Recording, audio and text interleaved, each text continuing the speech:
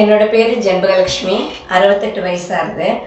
ஒரு 3 வருஷமாக நீ பெயின் வந்து கஷ்டப்பட்டு இருந்தேன். நடக்க முடியல, நிற்க முடியல.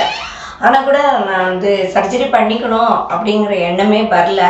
என்னோட டாட்டர் அண்ட் சன் நிறையா தடவை சொன்னாங்க, அப்போ கூட நான் பண்ணிக்கணும்னு எண்ணம் வரல.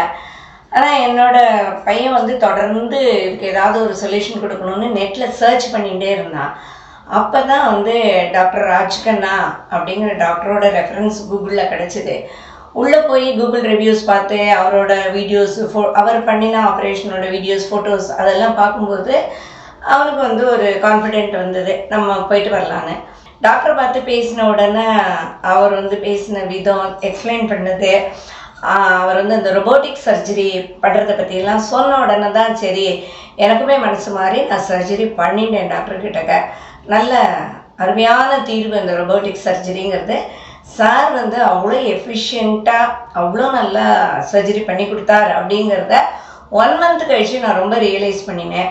ஏன்னா என்னோடய ரெக்கவரி வந்து ரொம்ப ஃபாஸ்ட் ரெக்கவரியாக இருந்தது. 6 monthsலேருந்து நான் ரெகுலராக ஜிம் போக ஆரம்பிச்சிட்டேன்.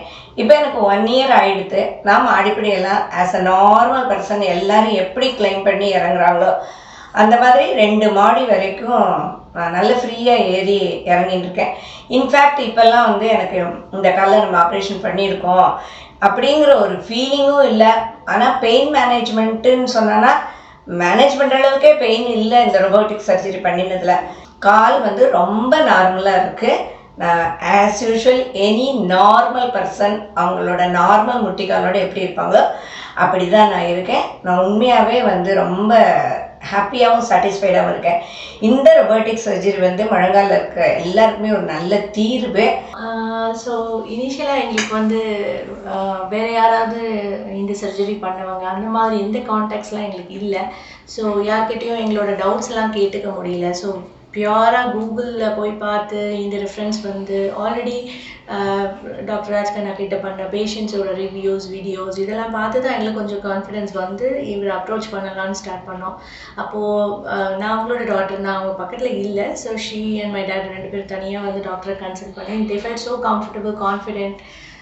அப்புறம் தான் எங்களுக்கும் நம்பிக்கை வந்தது. இனிஷியலாக நிறைய அன்னோன்ஸ் இருந்தது. இதுக்கப்புறம் நம்ம நார்மலாக நடக்க முடியுமா, நிற்க முடியுமா, ட்ராவல் லாங் ட்ராவல்லாம் எடுக்க முடியுமா, ஃப்ளைட் ட்ராவல்லாம் அப்படின்னா எல்லாம் நிறைய வி வர் ஸோ ஸ்கெப்டிக்கல்.